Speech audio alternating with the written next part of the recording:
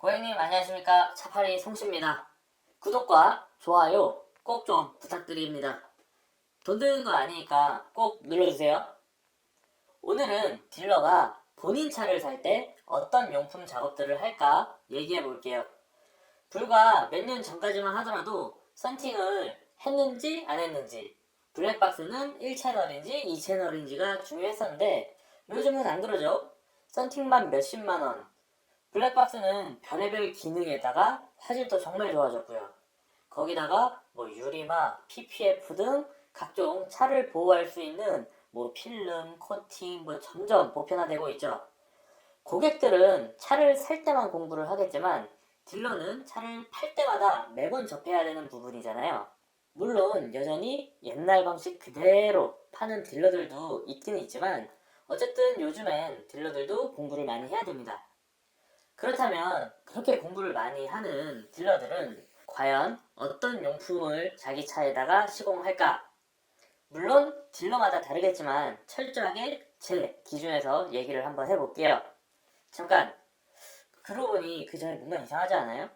예전엔 내비게이션 매립을 하고 썬팅과 블랙박스 시공도 하고 100만원이었는데 지금은 썬팅과 블랙박스만 100만원이 넘어요. 결국 용품점은 항상 100만원어치씩 팔게 유도를 하고 있고 자기들은 현재 과거보다 오히려 더 일을 쉽게 하는 거 아닌가요? 어쩐지 용품점은 항상 으리으리하게 크게 있고 점점 개수도 많아지더라니. 자, 어쨌든 딜러인 저는 어떤 작업들을 하는지 알려드릴게요. 먼저 썬팅. 개인적으로는 썬팅을 굉장히 중요하게 생각합니다. 차를 타는 시간도 많고 아무리 딜러라고 해도 차를 최소 3년은 타요. 그래서 저는 쿠폰 썬팅 안 합니다. 물론 처음엔 저도 쿠폰 썬팅에 블랙박스도 2채널 기본으로 했어요. 그 당시 선배들이 쿠폰 썬팅도 요새는 좋아, 그렇게 얘기를 하니까 당연히 좋은 줄 알았어요. 딜러가 됐다고 해서 갑자기 어떤 지식이 생기진 않으니까요. 모르니까 그걸 했었어요. 근데 웬걸 2년도 안 지났는데 색이 바라는 게 보여요. 창문을 띵 열었는데 창문 요 끝부분만 새까만 거예요. 지금 영상 보시는 분들도 창문 한번 내려보세요. 아마 상당히 많이 바래 있는 걸 볼 수 있을 거예요.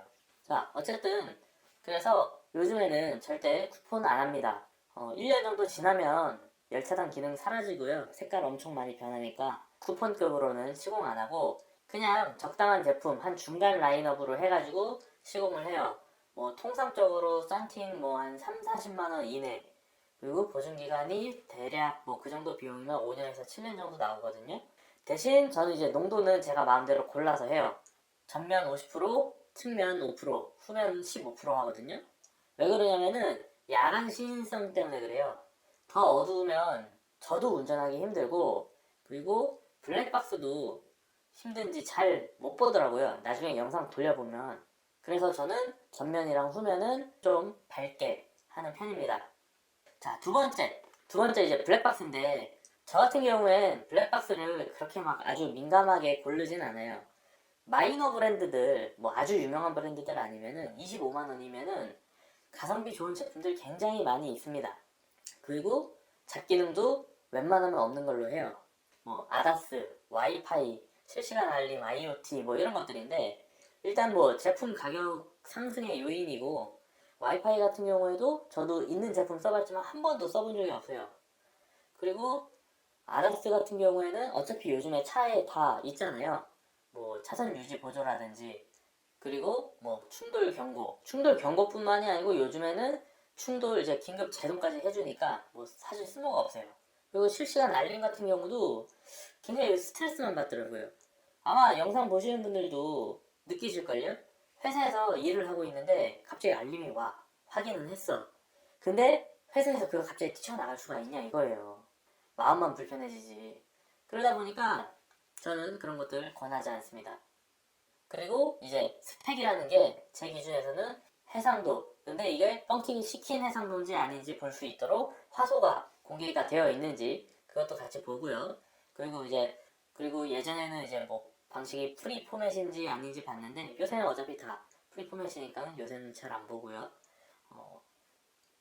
그 정도 봅니다. 그리고 이거는 이제 경험적으로 과거에 장착해봤던 브랜드 중에 이제 그 브랜드에 대한 제 인식, 손님한테 설치를 했었든지 아니면 제가 장착을 해봤든지 그 과거 기억이 좋지 않은 브랜드의 제품은 그냥 무조건 걸러버려요. 참고로 저는 I 브랜드하고 U 브랜드 그리고 V 브랜드는 제 차에 절대 달지 않아요. 자, 블랙박스는 이쪽으로 하고, 자, 그리고 기타 이제 뭐 유리막 코팅 뭐 이런 것도 있고, 근데 저는 유리막 코팅 절대 안 합니다. 그냥 크리스탈 코트 뿌리고 맙니다. 어차피 시공점에서 시공을 하더라도 관리제로 관리해야 된다고 얘기를 다 할 거예요. 근데 사실 그 관리제가 유리막 코팅제예요. 혹은 발수제. 이건 되게 비싼 제품이라서 오랫동안 지속이 되나 보다. 물론 조금 더 지속은 돼요. 근데 애당초에 그걸 세차하고 뿌릴 때마다 계속 얹어지는 거예요. 그러니까 다음번 세차할 때도 비딩이 잘 되고 또 뿌려주고 또 다음번에 세차하고 또 비딩이 잘 되고 또 뿌려주고 그래서 잘 되는 겁니다. 그래서 유리막 자체는 진짜 뭐 제가 느끼기에는 어떤 뭐 도장면의 그런 보호 효과 이런 건 사실 어렵다라고 보면 될 것 같고요.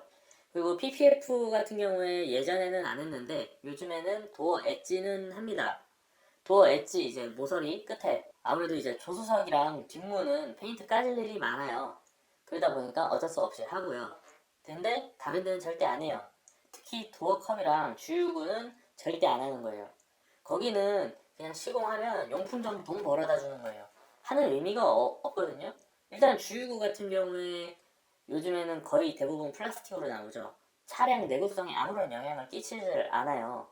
그리고 도어 컵, 이렇게 도어 손 넣는 그 컵 있잖아요. 거기 막 이렇게 손톱으로 기스난다고 해가지고 그거 다 하는데 10년 된 차도 그 컴파운드 미세흠집 제거제 같은 걸로 이렇게 5초 이렇게 문질문질을 하면은 다 깨끗해져요. 그걸 뭐하러 거기다가 다 붙이고 있는지 솔직히 모르겠고, 그리고 이제 최근에는 뭐 헤드램프도 많이 하더라고요. 뭐 그 또한 뭐 제 입장에서는 이해가 안 되는 게 돌 맞을 확률이 그렇게 높지 않아요. 솔직히 제가 10년 넘게 운전했지만 한 번도 돌을 맞은 적이 없어요. 그래서 뭐 헤드램프가 파손이 된 적도 없어요. 그리고 보면은 이제 예전에는 막 슈퍼카들 많이 하니까 이게 슈퍼카들은 이게 좋은 거니까 하는구나 라고 요즘에 많이 하는 것 같은데, 슈퍼카는 기본적으로 파트가 웬만한 수입차랑 비교도 안 되게 엄청나게 비싸요. 거기다가 차체가 원체 낮고 또 달릴 때 빨리 달리니까 진짜 자잘한 모래나 조그만 돌만 맞아도 손상이 많이 된단 말이에요. 근데 일반 차들은 차체 높이가 꽤 높아요. SUV들은 더 하고, 일부러 덤프트럭 뒤만 쫓아다니는 게 아니라면 웬만하면은 손상 받을 일이 없단 말이에요. 물론 이렇게 얘기하면 뭐 나는 깨진 적이 있다 이런 분들도 있을 텐데, 뭐 그 아예 한 분도 없진 않겠죠. 근데 이 영상을 보는 아주 많은 분들 중에 만약에 뭐 10,000명이 봤는데 댓글을 10분이 달았어요. 그러면 0.1%밖에 안 되는 거예요, 확률이다. 그렇게 생각하시면 편하겠죠? 그리고 뭐 언더코팅도 마찬가지. 언더코팅을 직접 하러 가면 뭐 딜러들이 대충 싸구려로 해가지고 차가 썩는다고 나중에 이러죠? 아니에요. 썩는 차는 뭘 해도 썩어요. 안 썩는 차는 언더코팅을 아예 안 해도 안 썩습니다. 차 하부도 굉장히 입체적이에요. 입체적. 바닥만 보고 있는 게 아니고 이렇게 부품 따로 있잖아요. 이렇게 이런 식으로. 그럼 이 윗부분도 쏴줘야지. 안 쏘잖아요.